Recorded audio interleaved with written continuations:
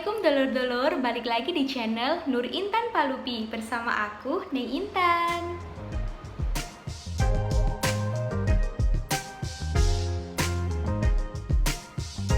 Di video kali ini, Neng Intan akan sharing tentang PPDB online dari SMP ke SMA. Kenapa Neng Intan mau sharing itu? Karena kebetulan adik Neng Intan itu sedikit ada problem tentang pendaftaran itu ya. Mungkin dengan Neng Intan berbagi pengalaman seperti ini, dulur-dulur juga ada yang mengalami hal yang sama, ataupun adiknya, keluarganya, saudara, sepupu, tetangga, anak, atau siapapun itu mungkin mengalami hal yang sama. Kita bisa berbagi informasi dan sharing. Sebelum masuk ke SMP ke SMA itu kan ada penguploadan data ya, penguploadan berkas yaitu KK, akte, dan juga SKL atau surat kelulusan dari sekolah. Nah, setelah diupload, keluarlah PIN itu yang bisa kita gunakan untuk login atau mendaftar di PPDB online masuk SMP ke SMA. Setelah login dengan PIN itu akan keluar 10 jalur masuk yang bisa dipilih oleh calon siswa. Nah, tapi permasalahannya di sini adalah yang didapati adik Neng Intan itu setelah dia login dan masukkan PIN, yang keluar itu hanya 4 jalur saja. Nah, kalau jalur miskin ini kita sama sekali nggak punya kartu ataupun surat ataupun apapun itu yang menunjukkan bahwa kurang mampu, kita nggak punya. Setelah itu perpindahan tugas orang tua, medis enggak, ayah dan ibu itu bukan dari keluarga medis. Perpindahan orang tua, PNS atau guru enggak sama sekali. Jadi kita tuh bingung banget, gimana ya kok cuma 4 aja, enggak 10 gitu. Nah, setelah kita cari tahu lebih jauh, ternyata itu masalahnya kenapa keluar hanya 4 jalur itu, karena kakak yang diunggah itu kurang dari 1 tahun. Ini kakaknya ya. Dan memang kebetulan di tanggal 28 Februari 2020 kebetulan kita memperbarui kakak dengan tujuan mau membuat KTP adik Neng Intan yang cewek. Nah, ini kelihatan ya, 28 bulan 2 2020. Nah, memperbarui apa? Ini memperbarui status pendidikan. Nah, kalau kakak yang lama itu keluaran bulan 2 tanggal 2 bulan 7 tahun 2012. Nah, ini status pendidikannya masih Neng Intan masih SLTP. Nah, kalau yang baru ini sudah diploma atau strata 1. Nah, kita nggak tahu kan syarat pengunggahan berkas itu kakak minimal 1 tahun. Kalau tahu gitu ya pasti nggak bakal memperbarui kakak dan buat KTP dulu. Karena ini tuh nggak ada sosialisasi sama sekali dari pihak sekolah, nggak ada. Mungkin kita panik ya.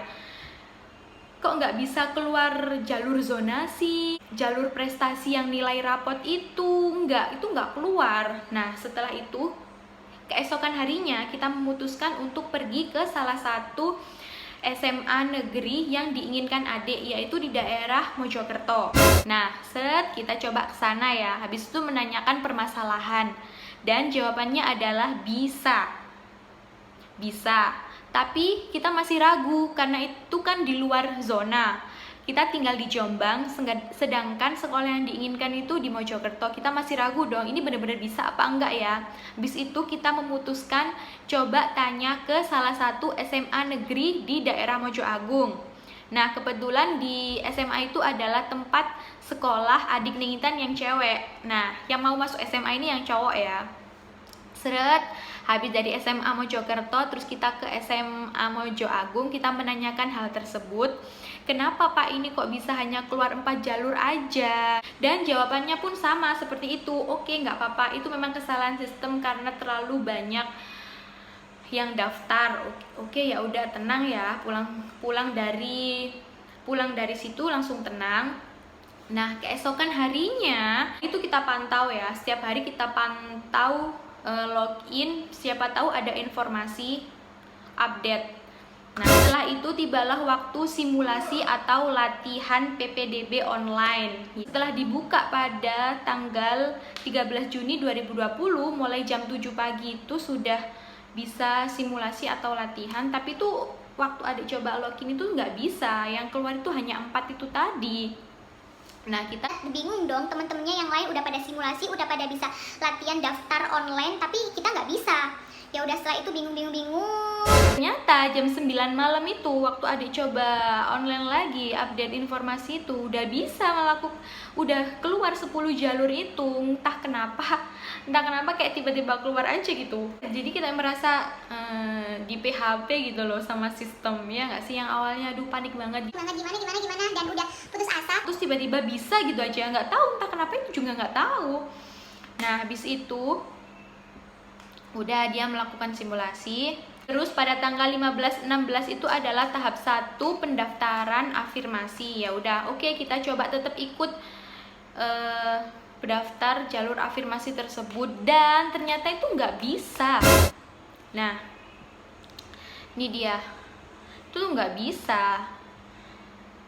Ya udah deh, coba yang jalur zonasi tanggal 22 sampai 24 Juni ya, semoga aja bisa keterima. Nah, maka dari itu Neng Intan pengen banget share, membagikan pengalaman pribadi ini kepada dulur-dulur semua. Siapa tahu ada saudara, keponakan, sepupu, tetangga, teman, kerabat, atau siapapun itu yang mengalami hal yang sama seperti adik Neng Intan. Kita bisa berbagi informasi dan sharing. Nah, kalau ada silahkan tulis di kolom komentar ya. Nah, untuk update selanjutnya insya Allah bakal Neng Intan share di next video perkembangan tentang PPDB online yang dilakukan oleh adik Neng Intan, bagaimana kelanjutannya. Semoga mendapatkan hasil yang baik, semoga nanti tanggal 22 sampai 24 bisa lancar semuanya. Dulur-dulur yang mau daftar ke SMP, ke SMA juga seperti itu, semoga bisa lancar, semoga bisa masuk ke SMA yang diinginkan. Kita saling menguatkan, saling mendoakan yang terbaik. Jika video ini bermanfaat, jangan lupa subscribe, like, dan komen. Sampai jumpa di video selanjutnya. Wassalamualaikum warahmatullahi wabarakatuh.